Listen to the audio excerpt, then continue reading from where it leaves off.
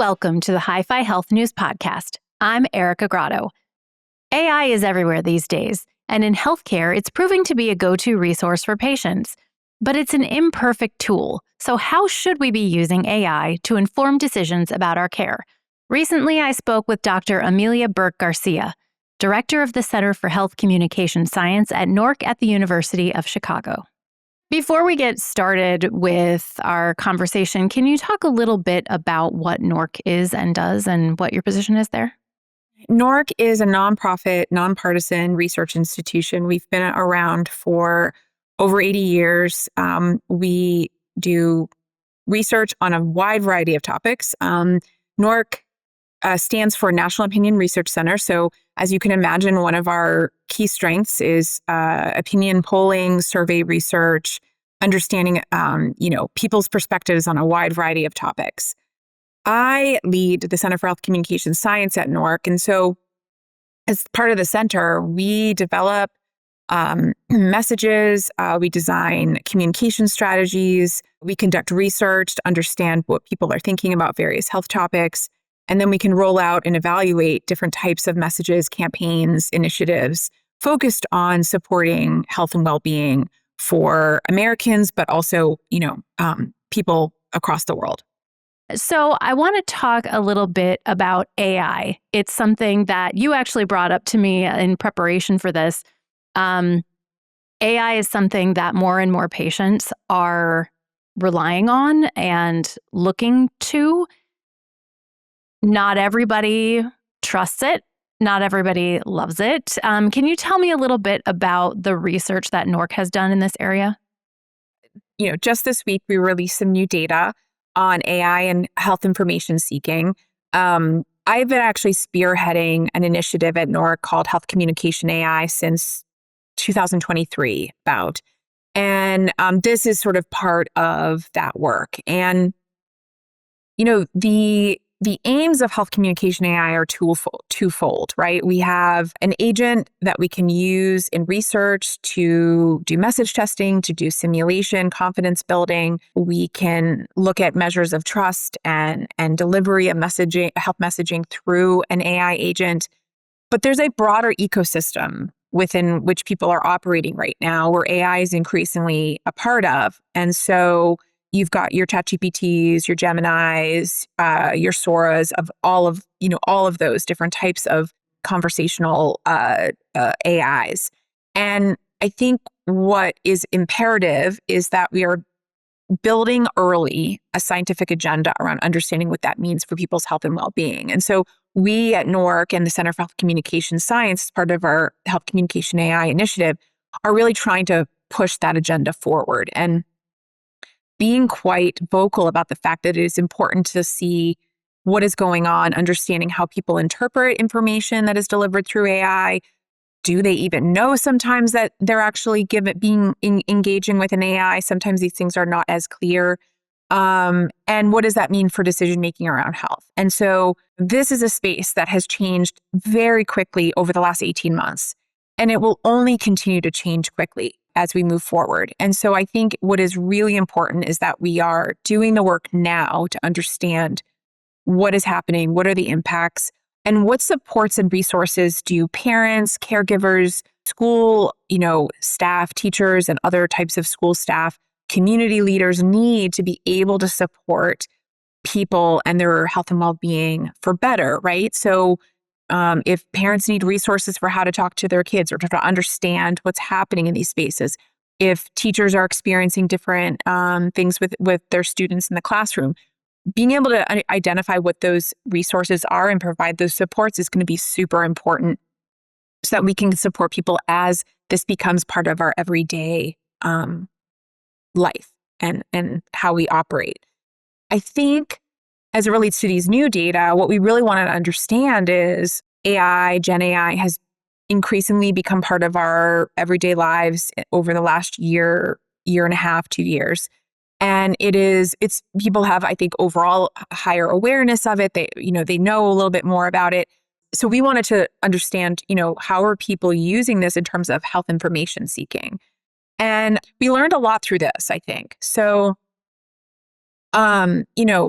I think that there are people, sort of know about using AI for health. But it is really important to say that about half of Americans know little or nothing about how AI is used to create and share health information. So keep that in mind, because when we start to talk about who's using it, it becomes really, really interesting. There are early adopters, and those early adopters tend to be younger, higher income, and more educated. And I think that that's a really big question, when we think about digital divide and, people sort of using it for things, but maybe other people being left behind. We need to really consider what the implications of those data mean for us. And then I think from a trust perspective, we found some really interesting things. And that has to do with the fact that healthcare providers still remain most trusted. But AI is gaining some interesting ground here. And so we found that 1 in 5 US adults trust AI health information about the same as information from family, friends, or employers. And nearly half of adults say that they trust AI-generated health information about the same or more than what they see on social media. And about 4 in 10 say the same thing about traditional media sources like television or radio. And it's notable because while smaller percentages, or small percentages, 6% of respondents reported trusting AI more than their own healthcare provider for health information, and another 15% reported trusting AI just as much as their provider. What we're talking about here is the fact that these are still early days. AI is still new and it's emerging, and we need to sort of be aware of some of these early trends in order for us to track this, because as it becomes more of our day-to-day lives, it's going to be really important for us to consider how those statistics, those trends might change. And are people going to be using it more or less? Are some people going to be left behind? Are people going to be using AI in lieu of or in partnership with provider-delivered healthcare or health information? These are just really big questions, and we're going to have to watch them. I'm reminded of just, a few short years ago, and I'm sure it's still happening now, all this discussion around people Googling their symptoms, which it's a similar kind of phenomenon of should I ask my doctor about this, or can I just Google if something is going on, and then if Google tells me I should worry, then I'll ask my doctor. Do you think that's the kind of thing that's happening? I think that there are sort of two potential, sort of scenarios here, right? One is on the patient consumer side. One is on the provider side. How are providers using AI? And what are the risks that are going to be posed? Either that there's the stereotype of Dr. Google, whatever you type in, oh, you've got cancer, right? Popping up. And so the risk of heightened concern, or without really the evidence or the data provided to you by a healthcare provider. On the flip side of that is is it minimizing risk, right? To the point where maybe you think you don't have to worry, and therefore you're not seeking care. So I think that we need to be really thoughtful about risk levels in terms of delivery of health information through these AIs, and what that means for health decision making, both for providers, use of AI to make decisions in a clinic setting, and then patients or consumers, and what that means in terms of seeking care or not seeking care, and the ramifications of that. How do you think people can use AI tools in a productive way? Because let's be honest, you can't always get in to see your physician. I could look, I'm not going to pull it up right now, but if I pulled up my patient portal app to see when I can get in to see my physician next, it would probably be at least a month. So given the fact that people will be using these tools, how can they use them most effectively? I think these tools can do a good job at helping to make sense of things that might feel overly complicated, or there's a lot of information. And so how can I sort of understand kind of the main takeaways? The caveat there would just be that I think these tools still get things wrong. And so just being aware that, a little bit of cross-checking and validating what it's giving back to you is really important, because it may not be 100% accurate. And I think that gets to what you just acknowledged, which is that take that information and then cross-check it against a conversation with your provider, somebody else that you trust, maybe somebody who's been through an experience that you are facing. But taking that layering approach, cross-checking and validating information that you see online or through an AI with, a provider or somebody who's knowledgeable in that area, and then considering that kind of information altogether as you sort of make a decision, you engage in sort of shared decision-making with your provider. The reason I pause there is just, I know that there are people who may not have easy access to providers. So it's always there's a caveat here of like, if you don't have access to a provider or easy access to a provider,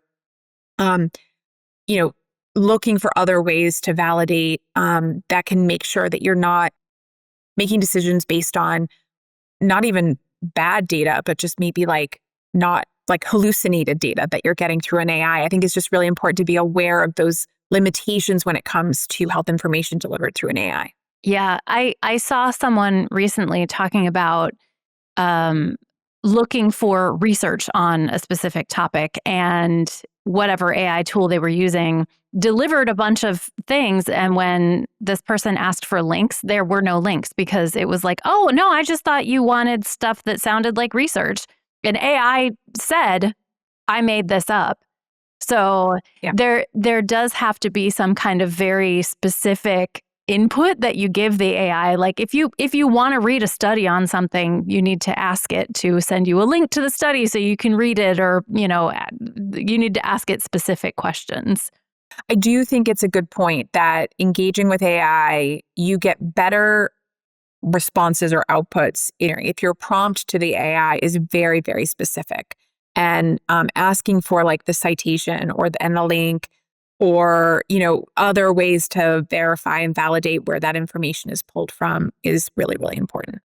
One advantage, and you talked about this earlier, is, or maybe it was in the research, was the ability to ask follow-up questions. If I go into Google and I Google my symptoms, I might read an article or two about the thing, but I might not meaningfully be able to get results about, please tell me more about this part of it. Whereas an AI tool, you can say, I found this part really interesting, and here is why. Here's a follow-up question. So that can be a way to get more information from it. Yeah, and I think with an agent that has been built based on quality information and is transparent and unbiased and well tested, I think that there's a lot of power there, right? I think that there's a lot of opportunity to allow people the space and time to ask lots of questions, to follow up and clarify understandings that are just not part of always the appointments you have with your immediate healthcare provider, right? So those appointments and time tend to be more limited. If you had access to something in addition to that, that could be really, really helpful to people who may leave and think, oh, I didn't ask that question, or, oh, well, what about this? And so it just giving people those tools that can actually help and enhance their health delivery and their health care and their health decision-making rather than detract from it. I think that's the great opportunity here. So what about you? How are you using AI to inform your healthcare decisions? Tell us in the comments. That's it for us today. I'm Erica Grotto for Hi-Fi Health News. Thanks for watching.